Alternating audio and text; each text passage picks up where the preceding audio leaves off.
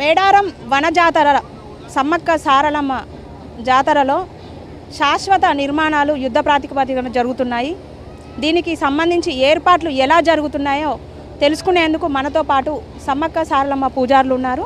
ప్రస్తుతం మనతో పాటు సారలమ్మ పూజారి కిరణ్ కుమార్ గారు ఉన్నారు. వారిని అడిగి తెలుసుకుందాం. సార్, ఎట్లా ఉన్నాయి ఇక్కడ ఏర్పాట్లు, ఎట్లా జరుగుతున్నాయి? నా పేరు కాక కిరణ్ కుమార్, నేను సారలమ్మ పూజారిని.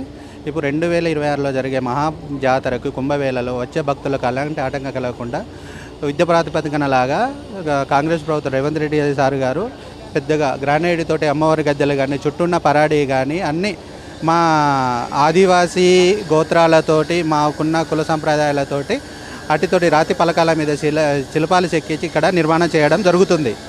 ఇప్పుడు వచ్చే జనవరి 28, 29, 30, 31 లోపు జాతర కుంభమేళ ఉన్నది కనుక ఆ జాతర వరకు పనులు నిమగ్నమై ఉన్నారు. అప్పటి వరకే కంప్లీట్ చేయడానికి కూడా ప్రభుత్వం అనుసంధానంగా మొత్తం జరిపించుకుంటూ పోవడం జరుగుతుంది. అంటే వనదేవతలు అంటేనే ప్రకృతికి మారు పేరు. మామూలుగా హిందూ దేవాలయాలకు గుళ్ళు గోపురాలు ఉంటాయి.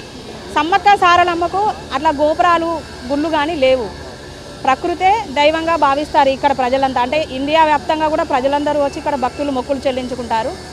ఈ డెవలప్మెంట్స్ ఎట్లా ఉన్నాయి? అంటే గిరిజన ఆచార వ్యవహారాలకు అనుగుణంగానే ఉన్నాయా? ఇప్పుడు గవర్నమెంట్ కూడా మా ఆచారాల ప్రకారం మేము ఇలా చేయాలి, మీరు ఒప్పుకున్న పద్ధతిలో చేయాలని మాతోటి నిర్ణయించిన తర్వాతనే ఈ పనులు స్టార్ట్ చేయడం జరిగింది. ఇప్పుడు మన ఉన్న ప్రకృతితోటి అక్కడ గుడిని ఏమో ముట్టుకోవడం ఉండదు. మనం ఏ విధంగా సంప్రదాయంగా పెట్టుకోవడం జరుగుతుందో ఆ విధంగా పెట్టుకుంటాం. మట్టితోటి గద్దెలు వేయడం జరుగుతుంది. చుట్టూ గ్రానైట్ వేసడం, మధ్యలో పసుపు కుంకుమతోటి చలకడం, అలకడం కానీ ముగ్గేయడానికి కూడా ఆ ప్లేస్ ఖాళీగానే ఉంటుంది. ఎర్రమట్టితోటి మన పుట్టమట్టితోటి అలకడానికి కూడా మనకు ప్రకృతితోటి ఎలా ఉంటుందో ఆ విధంగానే ప్రతిష్టాపన జరుగుతుంది.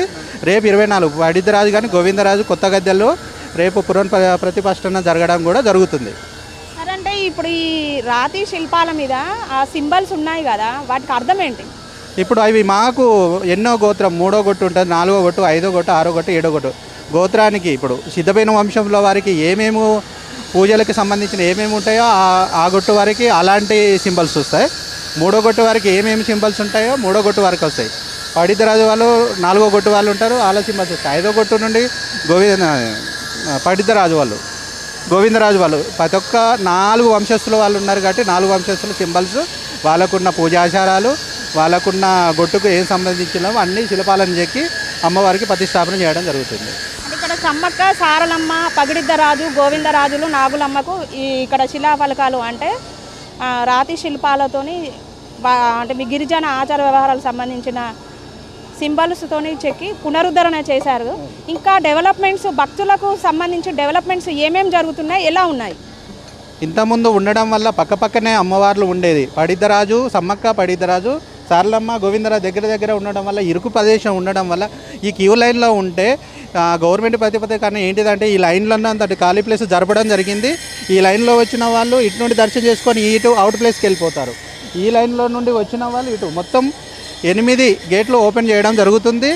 ఎలాంటి ఇబ్బంది కలగకుండా ఏ గేట్ నుండి ఆ గేట్ నుండి దర్శనం చేసుకొని అవుట్ గేట్ నుండి వెళ్ళిపోవడం జరుగుతుంది. ఒకప్పుడు మేడారం జాతర అంటే ఎడ్ల బండ్లలో మామూలుగా మనకు అనుకూలంగా ఉన్న బండ్లు కాలినడకన ఎంత దూరమైనా వచ్చేవాళ్ళు కదా. ఇప్పుడు అంటే మామూలుగా మెయిన్ రోడ్స్ కానీ ఇక్కడ జాతరకు రావడానికి రోడ్డు సౌకర్యం ఎలా ఉంది? రోడ్డు సౌకర్యంగా చూస్తే ఇప్పటివరకు బ్రహ్మాండంగా ఉంది. ఇక అప్పుడు అంటే ఎందుకంటే ఎడ్ల బండ్లు ఎక్కువ ఉండే, కార్లు వాహనాలు అంటే అలాంటివి పెద్దగా లేకుంటుండే. ఇప్పుడు ప్రతి ఒక్కరి ఇంట్లో కారు ఉంటుంది, బైక్ ఉంటుంది. అలాంటివి ఉండడం వల్ల రోడ్డు సౌకర్యాలు మంచిగా ఉన్నాయి. తొందరగా వచ్చి దర్శనం చేసుకోబోతుంది.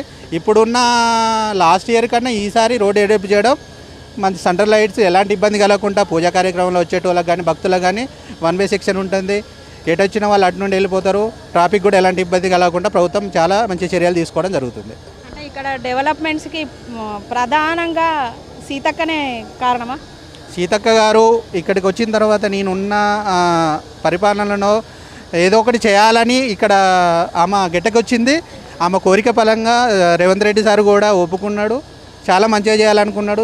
సార్ కూడా 2 సార్లు వచ్చారు. ఆ సార్ కూడా ఇక్కడ నుండి పాదయాత్ర చేసిన తర్వాత సారు కలిసి వచ్చింది. అంతరిలో గవర్నమెంట్ రావడం జరుగుతుంది. చాలా సంతోషం. మాకు సార్ కూడా హెల్ప్ చేస్తున్నారు. సీతక్క గారి కృత వల్ల ఇదంతా డెవలప్మెంట్ జరగాలి, అందరూ కోరుకోవాలి, భక్తులందరూ చల్లగా వచ్చి దర్శనం చేసుకొని మహాకుంభమేళలో కూడా మళ్ళీ వచ్చి ఇదంతా అప్పటి వరకు కంప్లీట్ అవుతుంది, చూడడానికి కూడా తండోపతండాలుగా వస్తారని నేను కోరుకుంటున్నాను. అమ్మవార్ల మహిమ ఎట్లా ఉంటుంది సార్? ఇక అమ్మవార్లది పసుపు కుంకుమ ఇప్పటికే చూస్తున్నాం, జనాలు తండోపతండాలుగా వస్తున్నారు కనుక అప్పటికి కూడా పెద్దగా ఎత్తున మంచి బహిరంగంగా మంచిగా కనిపిస్తుంది. ఈ చిలపాలు ఆదివాసులు ఈ పాలరాయితోటి మంచిగా కనిపిస్తుండే. అమ్మవాళ్ళకి మొక్కులు చెల్లించుకొని ఎత్తు బంగారం కానీ ఒడి బియ్యం కానీ చీరచారాలతోటి రావాలని నేను దైవికంగా కోరుకుంటున్నా. ఒకటి సార్, వనదేవతల పూజారులకు ఈ రాష్ట్ర ప్రభుత్వం ఎట్లాంటి సంక్షేమ పథకాలు కల్పిస్తుంది మీకు గత ప్రభుత్వాల కంటే ఎక్కువ? ప్రభుత్వాల కన్నా ఈసారి మేము ఎప్పుడు పోయినా కానీ మీకు ఏం కావాలి, ఇంకేమైనా కావాలంటే మేము ఇస్తాము, మీరు ఏదున్నా మాతో షేర్ చేసుకోండి, మా దగ్గరికి వచ్చి ఇవ్వండి. సీతక్క గారు ఉన్నారు, కొండ సురేఖ గారు ఉన్నారు, sir CM Revanth Reddy sir కూడా లాస్ట్ ఇయర్ పోయినప్పుడు కూడా చాలా స్పందించారు. మా దగ్గర ఉన్న ఫామ్స్ మేము ఇచ్చిన కంప్లైంట్స్ కూడా తీసుకొని మీకు తప్పకుండా చేస్తాము, మీరు ఏది అడిగినా చేస్తాము, మా దగ్గర ఉన్నంత శక్తివంతంగా ఆ కుంభమేళను సక్సెస్ చేయాలని కోరుకుంటున్నారని చెప్పారు. అంటే ఇక్కడ డెవలప్మెంట్స్ తాత్కాలికంగా కనిపిస్తున్నాయా? మీ భవిష్యత్ తరాలకు దృష్టిలో పెట్టుకొని మీ వంశ ఆచార వ్యవహారాలకు తగ్గట్టుగా శాశ్వతంగా ఉండేలా చేస్తున్నారా? ఇప్పుడు మేము 3వ తరంలో చేస్తున్నాం, మాకు పిల్లలకి మేము ముత్తాతలు అయిన తర్వాత కూడా వంశం కూలకుండానే సారు ప్రాతిపదికన లెంత్ ఎంతవరకు ఉంటే బాగుంటుంది అన్నట్టు కూడా అక్క దగ్గరుండి, పొంగులేటి సార్ కూడా దగ్గరుండి అన్నీ మంచిగా చూసుకొని తరతరాలుగా నిలబడే అంతా పెడుతున్నారు. తాత్కాలికంగా అంటే ఎలాంటివి లేవు, చాలా బాగా జరుగుతున్నాయి. అమ్మవారి వల్ల మీరు చల్లగా ఉండాలి, అందరూ చల్లగా ఉండాలని కోరుకుంటున్నా.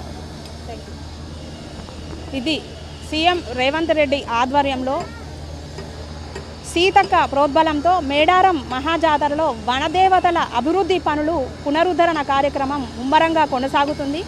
జనవరి 28 నుంచి 31 వరకు జరిగే ఈ మహాజాతరకు భక్తులు ఎట్లాంటి అసౌకర్యానికి గురి కాకుండా రాష్ట్ర ప్రభుత్వం ఏర్పాట్లు చేసింది. ప్రశాంతంగా భక్తులందరూ వచ్చి అమ్మవార్లను అయ్యవార్లను దర్శించుకొని వెళ్ళొచ్చు. ఇక గత ప్రభుత్వాల కంటే ఈ రాష్ట్ర ప్రభుత్వము వనదేవతల పూజారులకు కూడా బాగా చూసుకుంటున్నారని చెప్తున్నారు.